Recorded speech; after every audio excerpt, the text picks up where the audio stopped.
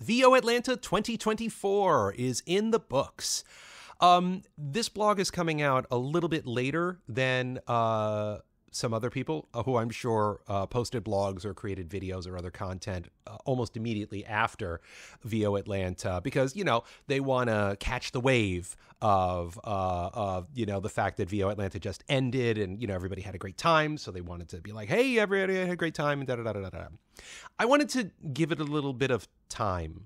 I just wanted to let it kind of settle in and simmer because I met so many great people and I learned so much and it gave me so much to think about on so many levels that I just wanted to, you know, wait a little bit to kind of collect my thoughts about my experience at VO Atlanta. So without further ado, here are my top 5 takeaways from VO Atlanta 2024. Number 5, the presenters. Talk about a lineup of like mind-blowingly amazing, knowledgeable, kind presenters. Now, yes, I was one of those presenters. I'm not putting myself in that category. I put myself over here. So I'm putting everybody else on this pedestal because they were fantastic. Now, yes, I presented at VO Atlanta. I ran an X session. I was on a marketing panel. I did a breakout session. But also, you know, when I wasn't presenting, I was attending. So I had, you know, notepad in hand, and I went to a whole bunch of sessions, breakout sessions and panels. So I, as a voice actor, could learn more about the voiceover industry. And the way that the presenters at VO Atlanta comported themselves. Everybody was kind. Everybody was obviously knowledgeable, but everybody was also accessible. They make it a point to hang out at the bar, hang out in the lounge. They don't just do their presentation and then run up to their hotel room or go into their trailer. I don't think anyone had trailers there. But the presenters were top notch, and it was a really nice variety of presenters. Some people had been in the business for 20 or 30 years, but there were other people who were newer to the industry and had achieved success relatively quickly, which is amazing. And, you know, they had lots of tips and tricks to share about what it's like to enter the industry in, you know, the 2020s, how to be able to navigate it and how to be able to be successful. So the presenters at VO Atlanta, top notch. Number 4, the trends. It wasn't the same old content from the same old presenters with that all agreed on, you know, had some form of agreement, consensus on the voiceover industry, whatever it is or whatever it isn't. But VO Atlanta, based on the trends of the voiceover industry, they talked about the latest in social media. They talked about the latest news and trends in casting, because there were casting directors and there were agents there talking about, you know, what's going on in the industry right now. What are voice seekers looking for right now? How should your demos be right now? What should your website look like right now? How can you market yourself right now? So there was a lot talking about industry trends, which is very important, because going to a voiceover conference is not just about networking. It is not just about hanging out with your fellow voice actors. It's also about keeping up with what's going on in the voiceover industry. Number 3, AI. Now, for those of you who do not know, I cloned my voice through Murph. You can check out Ryan at murph.ai.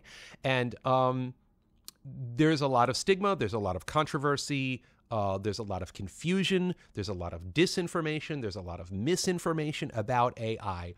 There were multiple presentations and panels about AI at VO Atlanta. There are individuals in the voiceover industry, and there are groups of individuals and organizations in the voiceover industry who are not only anti-AI, which is fine, that's your prerogative, but they're keeping themselves willfully ignorant and keeping the people in their, you know, ecosystems willfully ignorant of AI, which I believe is extraordinarily damaging to themselves and to the industry at large. But the fact that there were so many presenters and panels talking specifically about AI, how to protect yourself from bad actors involving AI, but also how to be able to use AI to your advantage, not just cloning your voice like I have done, but also how to use all these different softwares and apps and things like that, programs that are using AI. Like I think just today I found, what was it called? Opus Clip, because I wanted to be able to take videos just like this and make it easier for me to extract shorts from them to be able to post on YouTube and other social media platforms.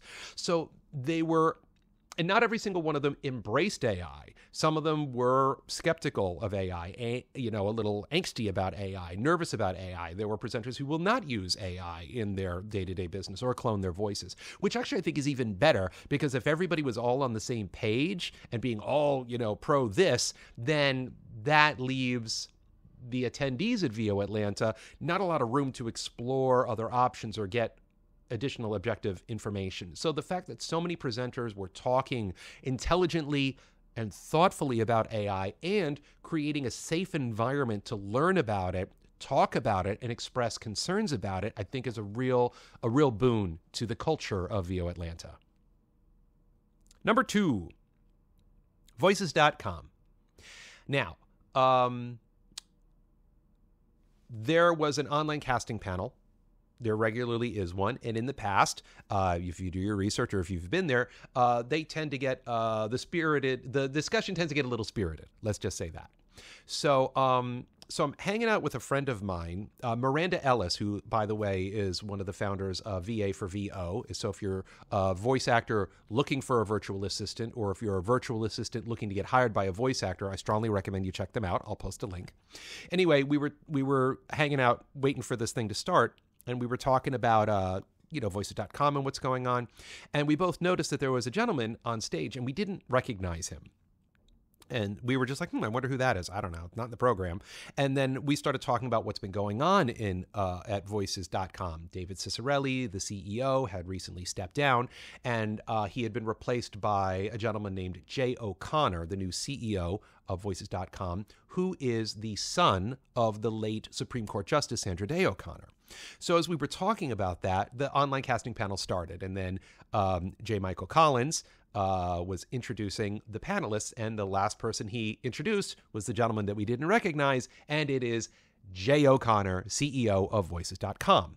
Everybody in the audience was quite surprised that this gentleman showed up for the event. Not that there's anything intrinsically wrong with him, but Voices.com has had a rather interesting history of appearing at VO Atlanta, who they would put forth to speak, and how they would talk about Voices.com's business practices. Anyway, the fact that he showed up, the fact that the very first question he fielded was from JMC, which is, will you apologize to the voiceover community for the past business practices of Voices.com?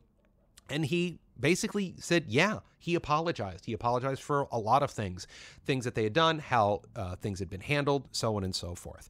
And then he proceeded to speak with a pretty decent degree of transparency about what has been going on Voices.com, what is going on at Voices.com, what their vision and plans are for Voices.com. And yeah, he did get zinged a few times in the Q&A, especially by my buddy Mark Scott. So you may have heard about that, but he held him to it. Which was good. It was a healthy, spirited discourse. It got a little tense here and there, but Jay handled it with professionalism and dignity. And I'll put it to you this way: I'm going to be keeping an eye on Voices.com, and I am cautiously optimistic. Am I cautiously pessimistic? I'm just going to be keeping an eye on what's going on, and we'll see what happens. But kudos to J. Michael Collins for getting him there and setting up an environment that which they could speak freely about everything that has happened, and hopefully how Voices.com will positively contribute to the voiceover industry in the future. And the number one takeaway from VO Atlanta: the people. And I'm not talking about the presenters or the coaches or the producers, though they were all fantastic. I'm talking about the attendees. I've been talking a lot about what's been going on in the voiceover industry through my blogs and my conference appearances and podcast appearances and stuff like that. And one thing that I was wondering about is how much of a deterrent AI is for people to enter the voiceover industry at all. I was curious at how many people were like, oh, I see all this stuff about ChatGPT and OpenAI and this and that in the news, and, you know, and these cloning of voices. You can, you know, take 12 seconds of someone's voice and then get a clone, and it's being used in ransoms and, you know, con artists and, you know, deep fake political stuff. And like, maybe I shouldn't even bother trying to be a voice actor because of all this AI stuff that's going on. I was shocked at the amount of attendees who had never done a voiceover before and had never attended a voiceover conference before, and the level of eagerness, and that they were willing to learn and willing to, you know, have conversations about whatever. I mean, I'll give you just an example is that the conference runs from Thursday to Sunday. And there are a couple of batches of X sessions on Thursdays, which are these 3-hour intensive workshops about a various subject, coaching or whatever. So mine was make working at home work for you. So it was a 3-hour intensive about how to work from home as a voice actor, which is a big challenge for a lot of people because many of them have never not worked at a 9-to-5 job with a very structured, regimented work environment. When you work from home as a voice actor, you know, it can be very chaotic and you don't know what to do.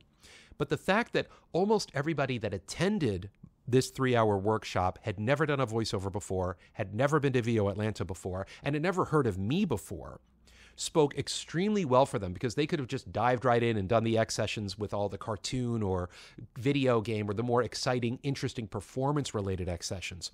But no, this group of people decided to learn about how to work from home.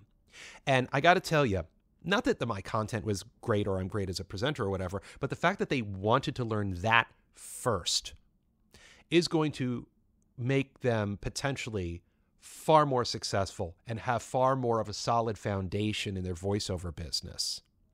It's very gratifying. I mean, it was flattering too, but the fact that there was so many people that were new to the business that showed up, that were there to learn, that were kind and fun and curious and eager and had their eyes open, it's really a testament to the culture of VO Atlanta that it was able to attract those kind of students who didn't know anything about the industry but had their head on straight. So those are my top 5 takeaways from VO Atlanta. I'd love to hear what your top takeaways from VO Atlanta are. Please put them in the comments. And of course, please like this video, subscribe to my YouTube channel, connect with me on Instagram and LinkedIn, subscribe to the VO Strategist blog at vostrategist.com, and don't forget to book that free 15-minute consult so I can help you navigate the voiceover industry. Thanks for watching. Stay cool, stay safe, and happy voicing.